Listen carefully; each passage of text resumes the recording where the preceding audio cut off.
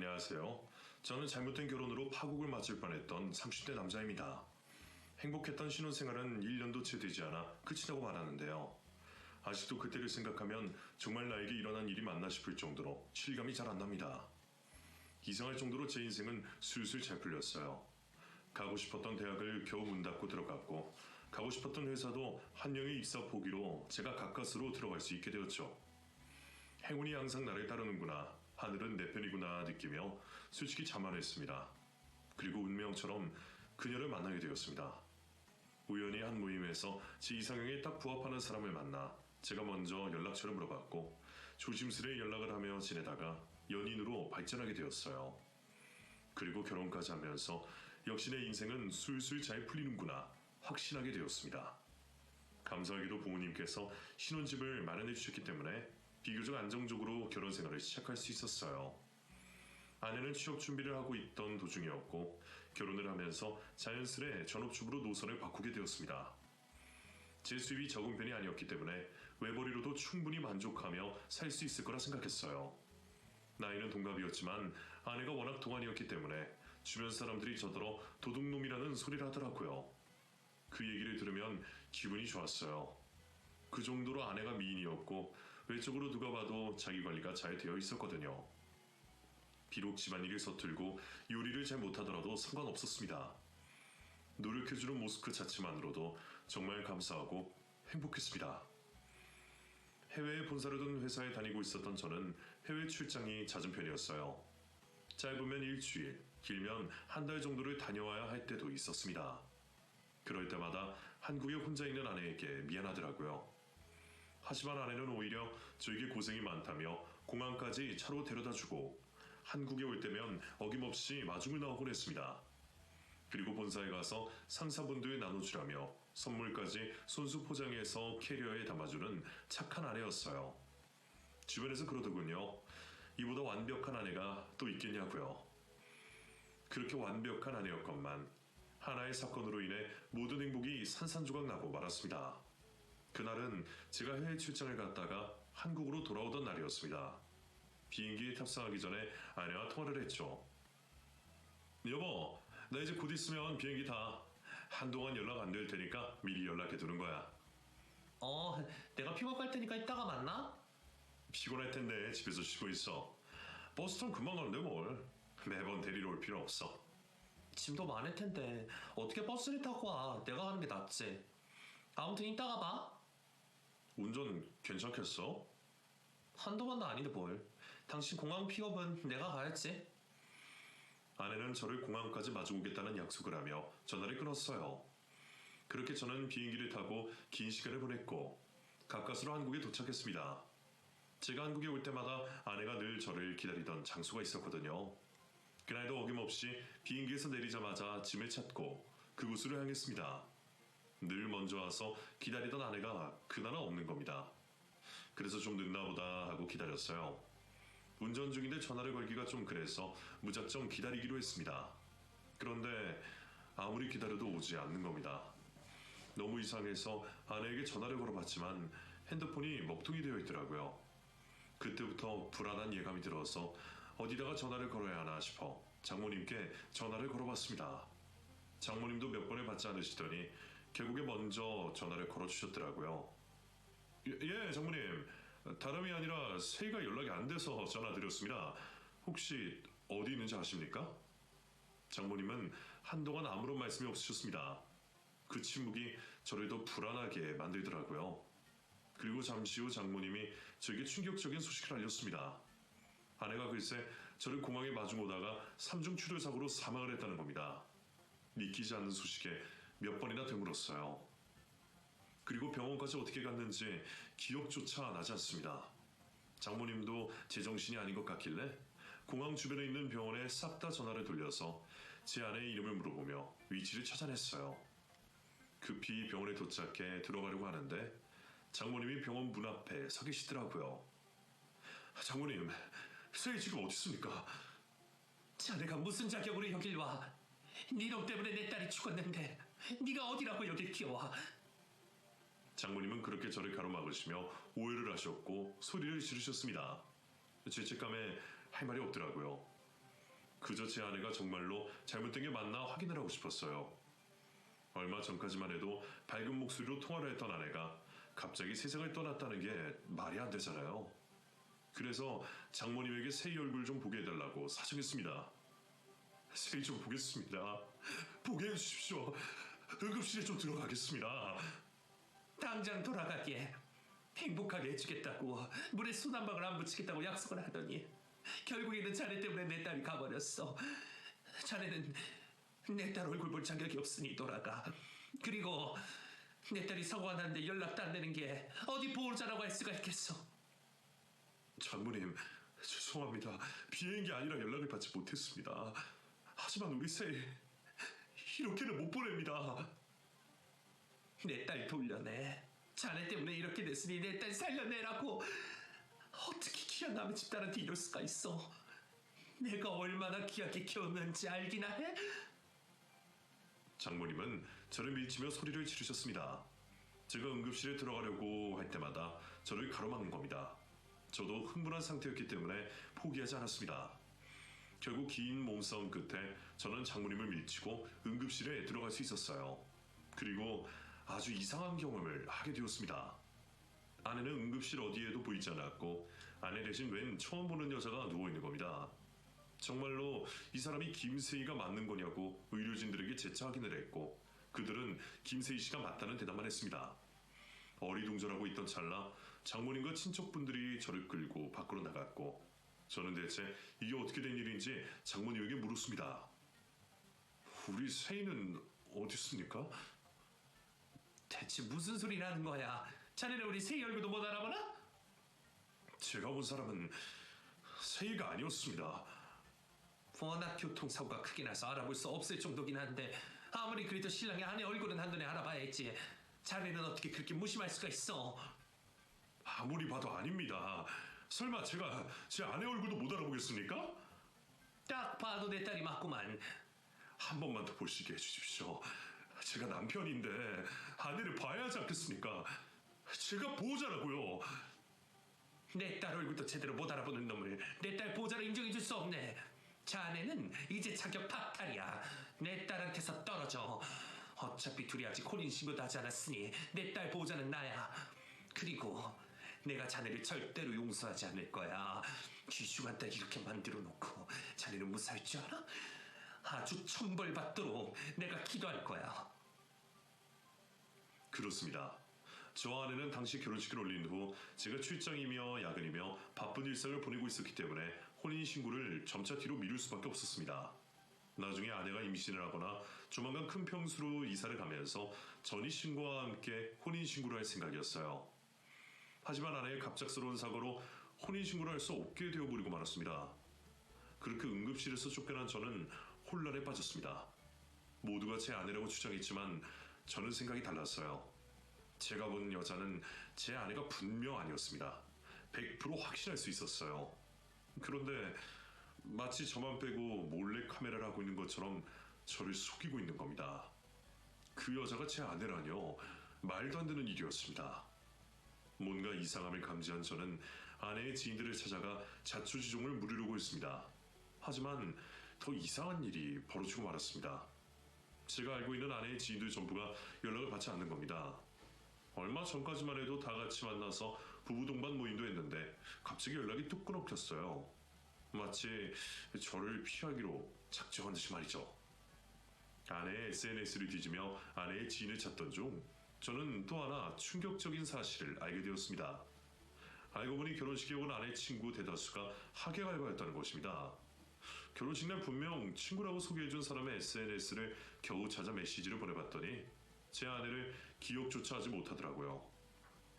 그리고 결국에는 하객 알바였다고 같이 간 친구들 대다수가 하객 알바로 간 것이라고 실토를 했습니다. 대체 아내는 무엇을 위해 하객 알바까지 쓴 것일까요? 묻고 싶은 것도 많았고 알고 싶은 것도 많았습니다. 하지만 대답해줄 아내가 사라진 상황이었어요. 답답했던 저는 끈질기게 수소문을 해서 장모님을 찾아갔습니다. 무빈소로 장례를 치르고 급히 화장까지 했더라고요. 화장터에 찾아갔는데 그곳에서도 저를 쫓아냈어요. 추모를 하는 것조차도 자격이 없다며 매몰차게 내쫓더라고요. 대체 뭐가 이렇게 순식간에 흘러가는 건지 도통 알 수가 없었습니다. 그렇게 저는 조금의 의심도 풀지 못한 채로 그렇게 허무하게 아내와 이별을 할 상황에 놓이고 말았습니다. 너무 힘들고 지치더라고요. 그러던 중 장모님의 지인들로 보이는 사람 둘이서 담배를 피우며 수군대는 이야기를 듣게 되었습니다. 딸이 그렇게 허무하게 가버려서 어쩐데? 모녀 사이가 돈 놓겠다고 하던데. 자식을 앞세웠으니 얼마나 힘들겠어. 교통사고라고 그랬지? 그래, 갑자기 그렇게 된 거라잖아. 그래도 딸이 둘이니까 다행이지. 외동딸이었으면 상심이 더 클 뻔했어. 그런데 왜 다른 딸은 안 보이지? 집안 사정이 좀 있나 봐. 내놓은 자식이라는 소리도 있고 뭐 그렇다던데? 아무리 그래도 화장대는 찾아와야지. 그 대화 소리를 듣고 가슴이 내려앉는 기분이 들더라고요. 저는 여태껏 아내가 외동딸이라고 알고 있었습니다. 그런데 딸이 둘이 있다뇨. 저로서는 금시초문이었기 때문에 얼어붙을 수밖에 없었습니다. 결혼 생활하면서도 늘 아내는 자기가 외동딸인 게 너무 외롭다고 언니나 오빠 혹은 동생이 있었으면 좋았을 걸 투정을 부리기도 했기 때문에 그 사실은 더더욱 충격적이었어요. 분명 제가 모르는 더 큰 게 있을 것 같다는 확신이 들었습니다. 어쩌면 제가 감당할 수 없을 정도의 사실이 베일에 감춰져 있을지도 모를 일이었죠. 어떻게 하면 아내에 대해 조사를 할 수 있을까 진지하게 고민을 하던 중 머릿속에 하나가 떠올랐습니다. 아내의 단골 카페였습니다. 결혼을 한 후 새로운 동네에서 새 인생을 시작하게 된 아내는 집에 혼자 있을 때마다 외롭다고 했습니다. 그래서 제가 밖에서 산책도 좀 하고 새로운 친구를 사귀라고 했었어요. 그 후로 아내는 제가 회사에 출근할 때마다 한 카페에 유독 자주 갔습니다. 그곳에 단골이 되면서 여사장님과 친해졌다고 하더라고요. 저랑도 몇 번 간 적이 있었습니다. 그때는 지푸라기라도 잡는 심정으로 혹시나 무언가를 알고 있을까 싶어서 찾아갔어요. 처음에는 제 얼굴을 못 알아보시더라고요. 그래서 구구절절 설명하기 시작했습니다. 저기 안녕하십니까? 혹시 저 기억나세요? 제 와이프가 여기 단골이라 저랑도 몇 번 왔었거든요. 김세희요? 네, 제가 세희 남편입니다. 그냥 지금 어디 있어요? 네? 지금 불난집에 부채질하러 온 건가요? 혹시 공범인가? 공범이라뇨? 저는 단지 아내에 대해서 알고 싶은 게 있어서 왔습니다. 그런데 제 아내랑 무슨 일이 있으셨던 겁니까? 진짜 아무것도 모르세요? 네, 그래서 왔습니다. 아내가 저를 공항까지 마중 나오다가 삼중 추돌 사고로 세상을 떠났다고 하는데 제가 본 건 아내가 아니었어요. 그런데 장모님이 자꾸 제 아내라고 우기고 무빈소로 대충 장례를 치르고 화장까지 신속하게 하더라고요. 그래놓고 모든 게 제 탓이라고만 하십니다. 저는 졸지에 아내 얼굴을 확인도 못한 채로 떠나보낸 겁니다. 그래서 제가 오죽 답답하면 여기까지 찾아왔겠습니까? 제 아내에 대해 아시는 게 있으면 알려주세요. 부탁드립니다. 그 여사장은 저를 유심히 보더니 결국 구석자리에 가서 앉아있으라고 하시더라고요. 가서 기다리니 잠시 후 차 한 잔을 들고 와서 맞은편에 앉으셨어요. 그리고 저에게 믿을 수 없는 이야기를 하기 시작했습니다. 그 여자 사기꾼이에요. 그건 알고 계셨어요? 제 아내가 사기꾼이라고요? 왜요? 그럼 사기저가 14범이라는 것도 모르시겠네요. 네? 사기 전과가 있다고요? 완전히 아무것도 모르시는구나. 말씀 좀 해주세요. 너무 답답합니다. 저도 처음에는 착하고 순수한 여자라고 생각했어요. 매일 저희 카페에 와서 혼자 커피를 2잔씩 마시고 가길래 고마워서 서비스를 드렸죠. 그게 아마 시작이었을 거예요. 말을 섞다 보니까 금방 친해지더라고요.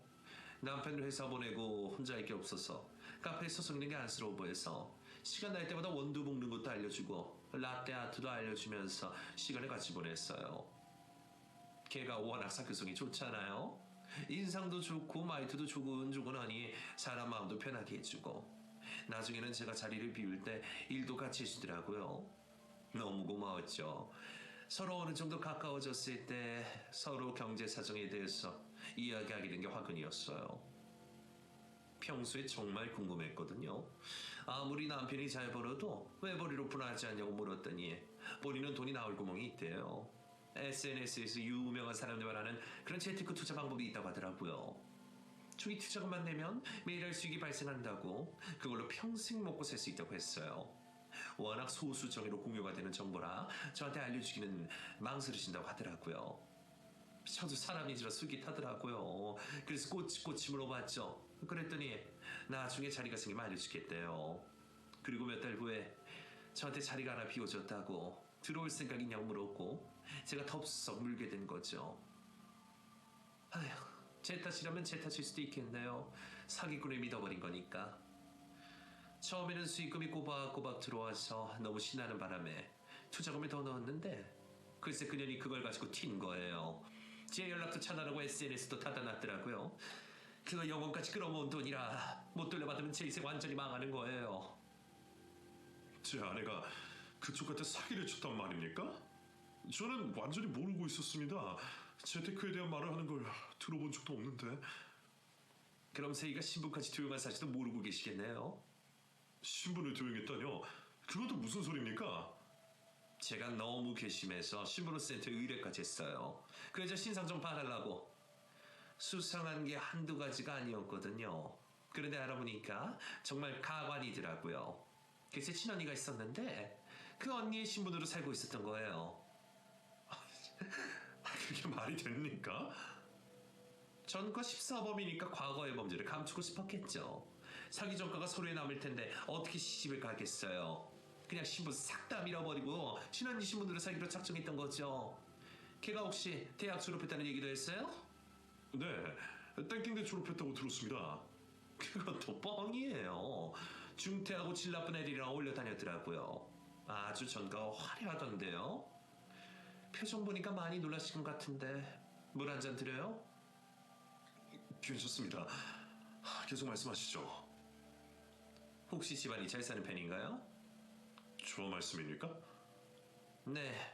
지금 생각해보니 결혼도 돈을 목적으로 했을 가능성이 높았을 것 같았어요. 인생을 그따위로 살아온 애가 뭐하러 가정주부를 하겠다고 나섰겠어요. 아마 뒤에서 많은 것들을 계획했을 것 같네요. 아마 결혼을 기점으로 신분을 바꾼 게 아닐까 싶어요.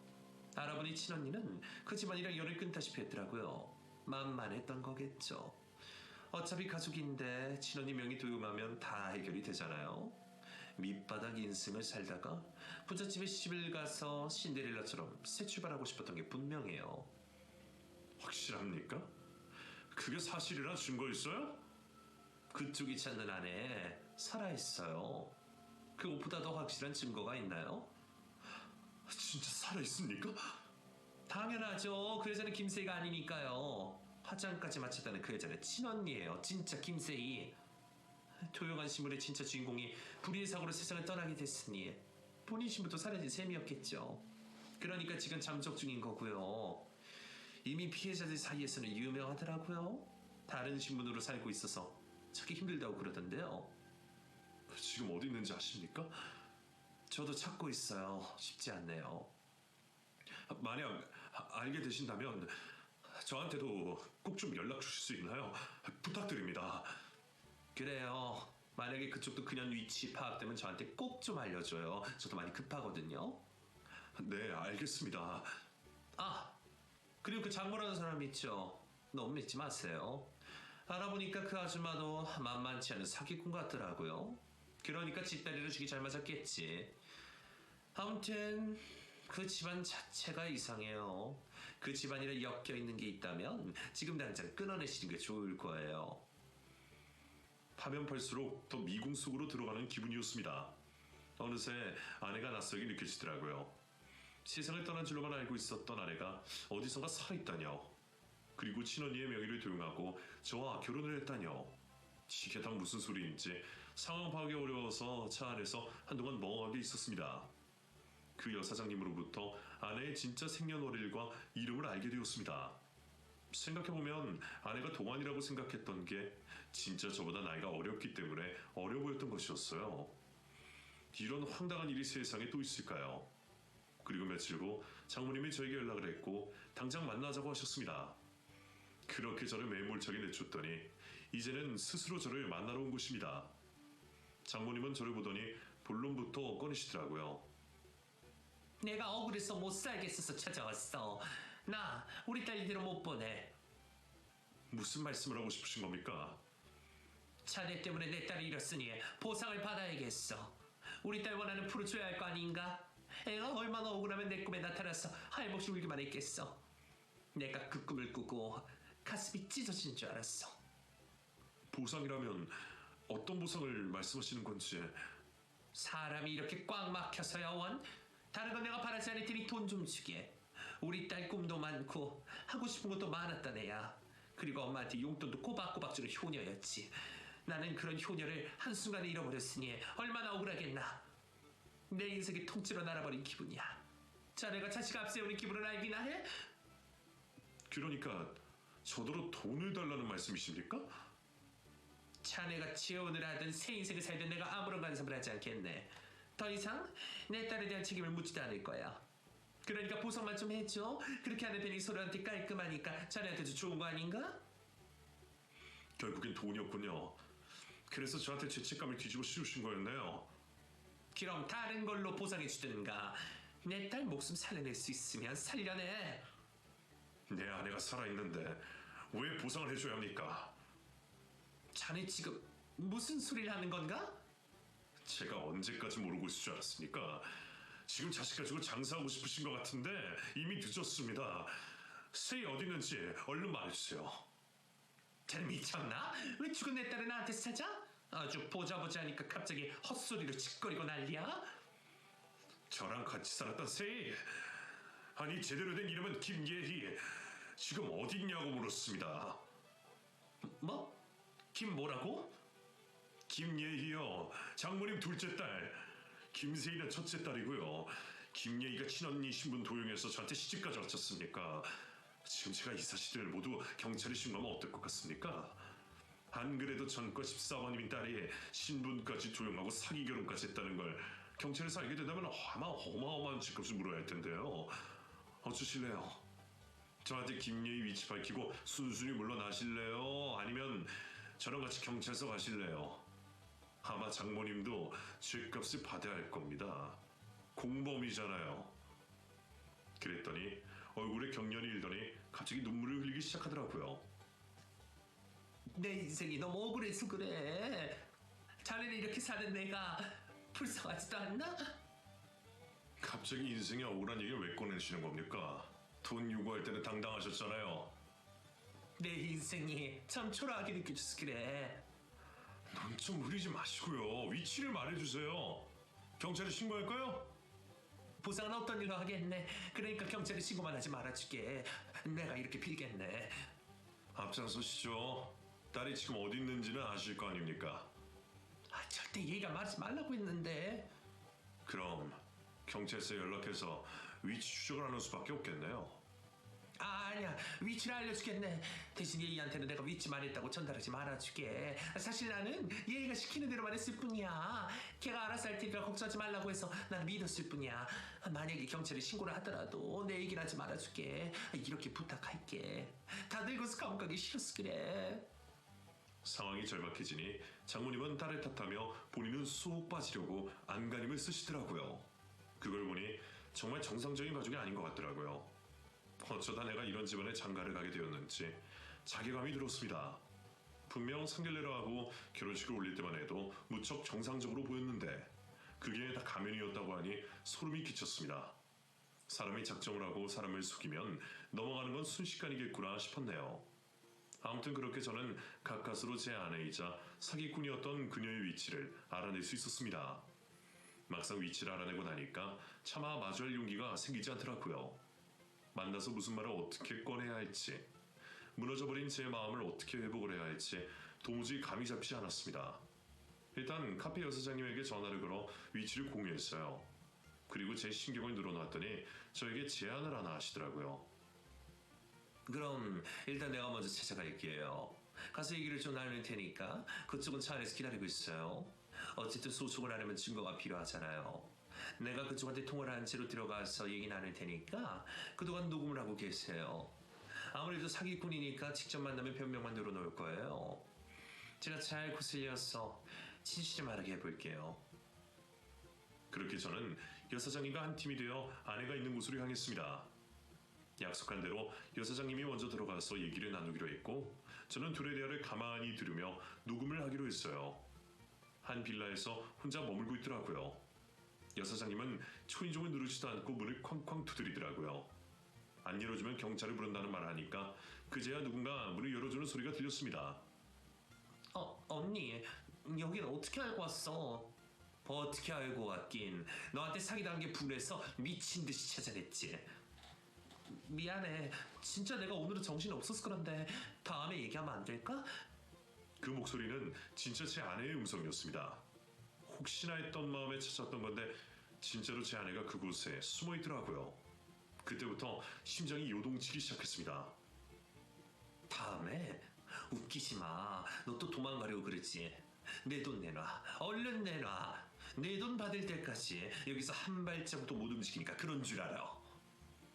지금은 돈이 없어. 뻔뻔하게 나온다 이거지? 내가 이런 것도 예상 못했을 줄 알아? 오늘 너 깜빵 가는 날이야. 내가 너 그렇게 만들 거거든. 너 진짜 막장으로 살아왔더라. 언니 진짜 미안해. 이번 주까지 갚을게. 진짜로 갚을 수 있어. 돈이 들어올 때가 있거든.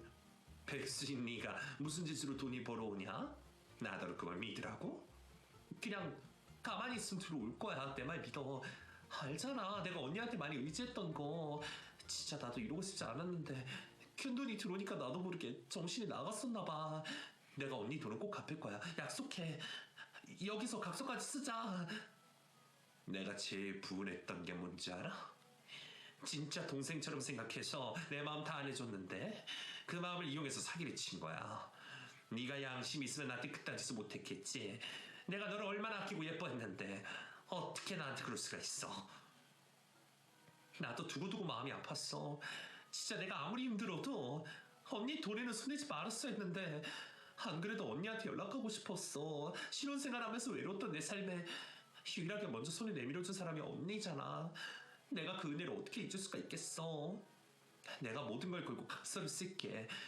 이번 한 번만 믿어주면 안 될까? 그래, 각서 쓰자. 너 이번 주까지 안 갚으면 진짜로 내 손이 끝장날 줄 알아. 내 이름을 걸고 약속할게. 나도 지금 내가 이러고 있는 거 너무 힘들어. 얼른 끝내고 싶어. 빚 청산하고 새 출발하고 싶다고. 그래, 나도 너한테 이렇게까지 하고 싶지 않아. 좋게 좋게 끝내자. 이렇게 부탁할게. 나도 언니한테 이런 모습 보이고 싶지 않았어. 마지막이라고 생각하고 딱 한 번만 믿어주라. 세희야, 진짜 나는 알고 싶어서 그래. 왜 신분까지 도용해가면서 결혼을 했던 거야? 그게 무슨 소리야? 나 다 알고 왔어. 너 친언니 신분 도용했잖아. 조사하면 다 나와. 근데 뒷조사까지 했어? 그거엔 네가 내 돈 들고 날랐으니까 당할 입장에서는 당연히 조사를 하지. 그래, 언니한테만 솔직하게 털어놓을게.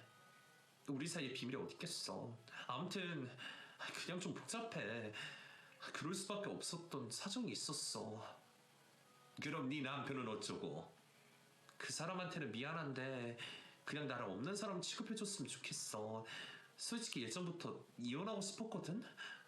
왜? 좋은 사람이었잖아. 돈도 잘 벌고 착하다며. 결혼 전에는 그렇게 허풍을 떨더니 막상 결혼해보니까 집안이 생각보다 별로였어. 집 명의도 경제권도 전부 남편이 가지고 있으니까 내 소유권이 하나도 없고 갑갑하더라고. 어느 날부터인가 이 결혼 생활에 의미 없다고 느낀 거지. 그러다가 친언니가 사고를 당했다는 소식이 들리고 어차피 이혼까지 생각한 마당에 망설일 게 뭐가 있어. 그냥 나를 죽은 사람으로 만들기로 했던 거지. 너 그러다가 진짜 벌 받아. 네가 무슨 짓을 저질렀는지 알기나 해? 내가 나쁘다고 생각해? 나는 잘난 척하면서 나를 꼬드긴 남편한테도 잘못이 있다고 생각해. 따지고 보면 쌍방구 과실이야. 괜히 시간 낭비만 했잖아. 결혼하기 전에는 간이고 쓸기고 다 빼줄 것처럼 하다가 결혼하니까 짠돌이가 따로 없어. 결국엔 돈 때문이란 얘기네. 신분도용도 결혼도 전부 돈을 위해서 했던 거네. 그러니까 언니도 나한테 협조를 좀 해줘.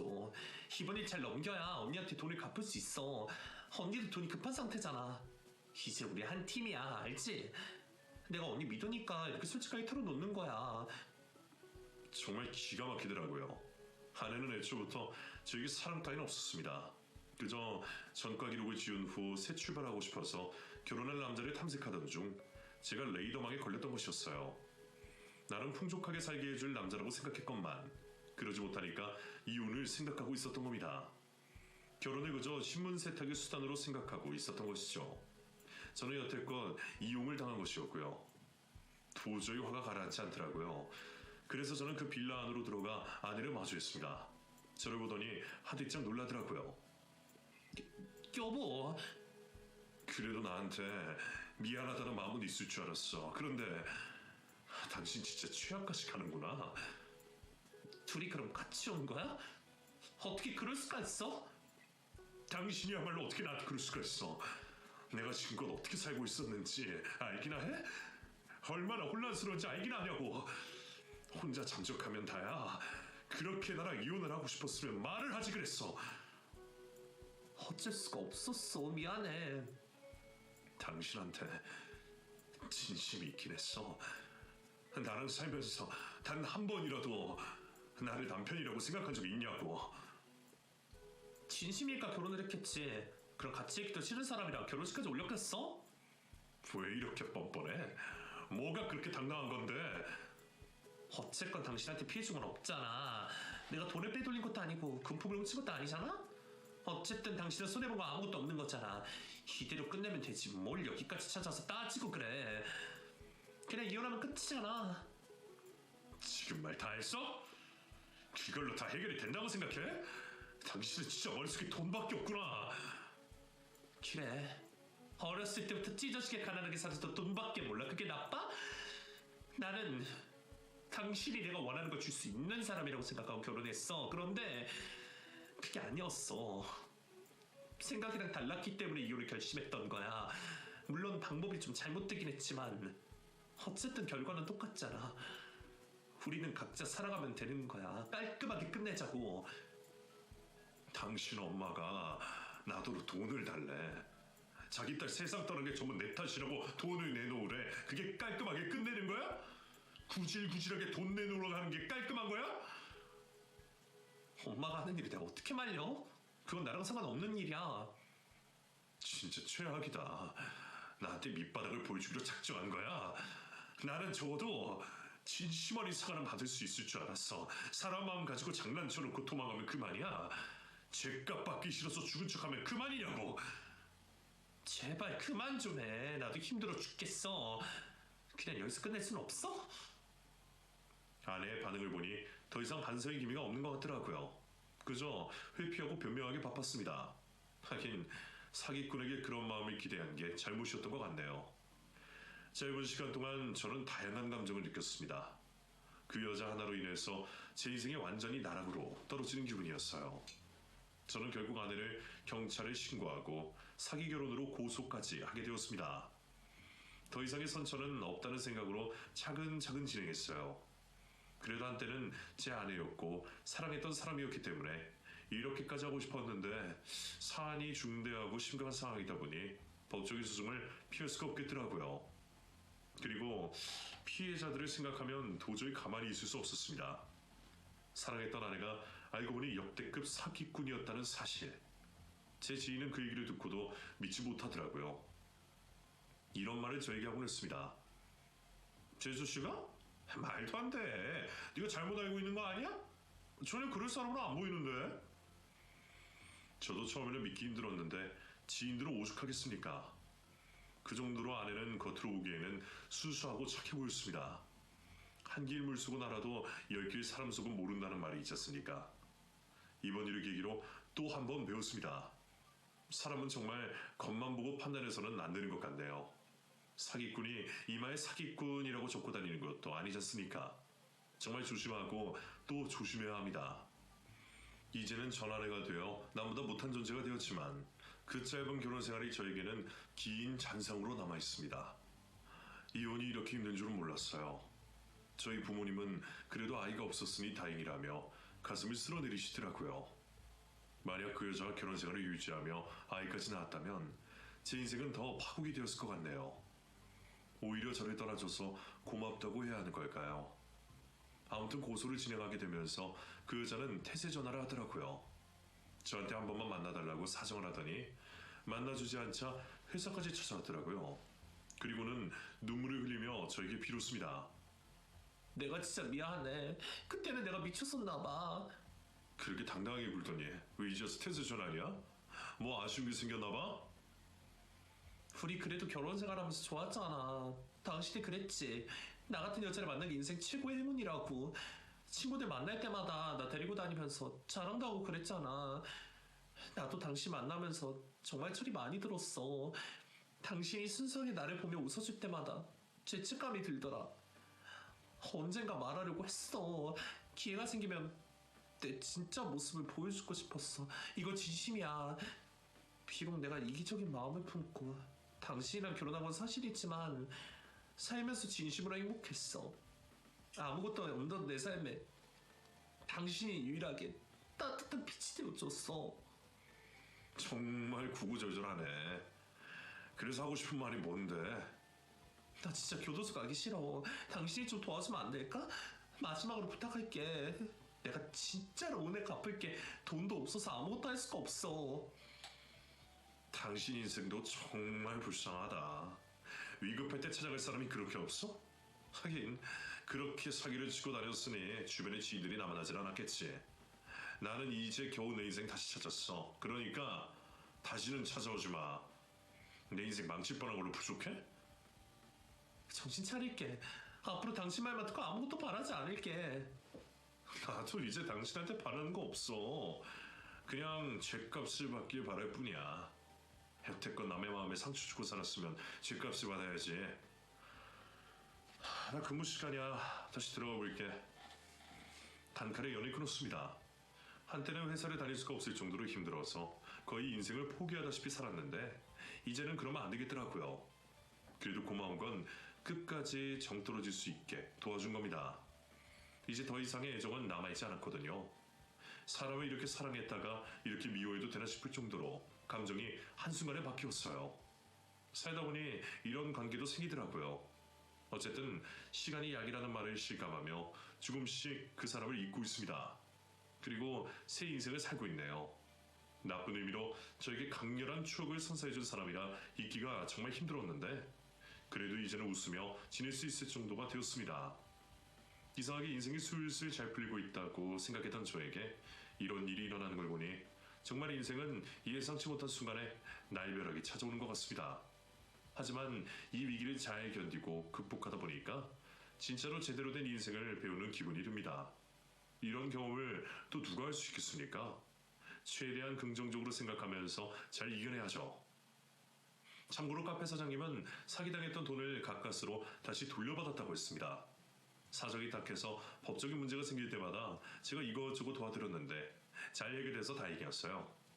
너무 감사하다고 연락이 왔더라고요. 아무리 생각해도 사기꾼들의 마음은 이해할 수가 없습니다. 남이 정성껏 쌓은 노력을 한순간에 무너뜨리는 일이지 않습니까? 그렇게 된다면 평생 남에게 증오만 받고 살 텐데 그걸 감수하면서까지 나쁜 짓이 하고 싶을까요?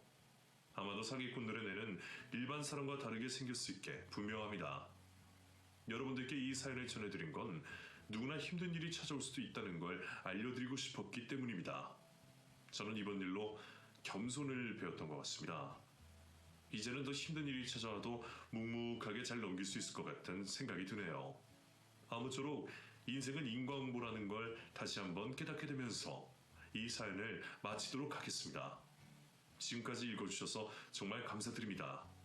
이만 물러나겠습니다.